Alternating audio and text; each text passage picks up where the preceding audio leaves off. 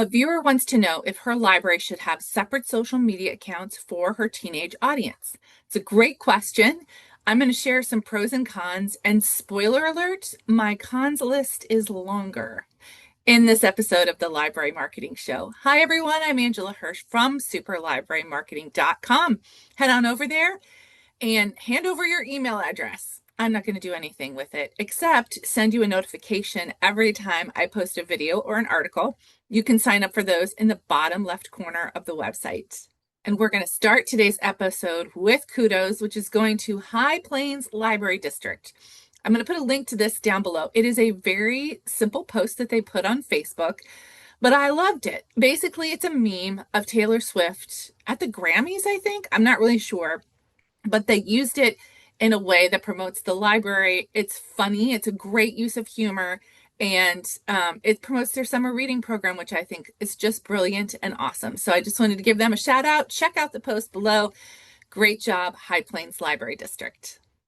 All right, it's time to get into today's topic, which is teen accounts on social media. A viewer wrote in and asked, they have a new teen librarian who wants to start an Instagram account just for teens.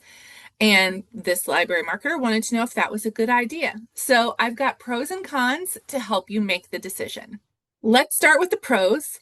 Pro number one is that you can do tailored content on a social media channel that is specifically made for teens in your community. You can post about teen events, obviously. You can do book recommendations that are tailored towards your community's teen reading audience. You can talk about volunteer opportunities. You can do pop culture. You can share funny GIFs or memes. You can take advantage of trends in a way that you can't on your regular or all-inclusive social media channels. The second reason to do this is that it starts to create that lasting connection that we want to create with teenagers so that they associate the library with a safe space. And pro number three, now this might not apply to all libraries, but it does to this library in particular. They have a new teen librarian with a new idea. I hate to squash people's ideas early in their careers or even early in their time at an organization.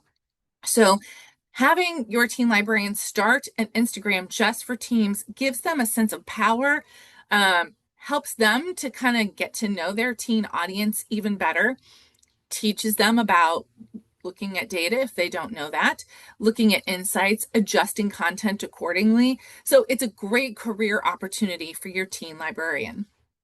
All right, now here's the list of cons, and I warned you that they were longer, so I'm going to try to just quickly run through them. Con number one is it's just really a challenge to maintain a separate account. That means you have to spend more time on creating content, on scheduling, on moderation, on data analysis. So keep that in mind. Con number two, and this one really hits home with me, it takes time to build an audience on a social media platform. So I started a new Instagram for my company Novelist. I think we started it in December and we only have 75 followers so far, and I'm recording this in May. So it takes a lot of time to build an audience, and I want to make sure that you manage the expectations of whoever is running that account, that they know it's going to be a while before they have a pretty healthy following. Con number three, I wonder if Instagram is the right place to message teens. Teens are using a lot of different social media platforms, but if you look at recent studies, it's mainly TikTok, Snapchat, go figure, and Discord. So I'm not certain that Instagram is the right space in this instance. Make sure that you're really researching what platforms your targeted audience is hanging out at. And con number four has to do with staff turnover, really. If your teen librarian leaves or changes jobs within your organization, who's going to take over that social media account? If there's been a lot of work that's put into it, you'll want someone who can do that. The next person who takes that job might not be as willing. So I'm curious if your library has had separate social media accounts targeted at different audiences and what your experience with that has been. I think that will really help this viewer make that decision. So let us know what you think about separate social media accounts down in the comments. And that is it for today's episode of the Library Marketing Show.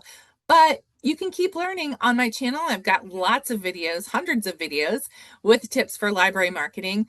If you're interested in learning more, click on this next video and I will meet you there.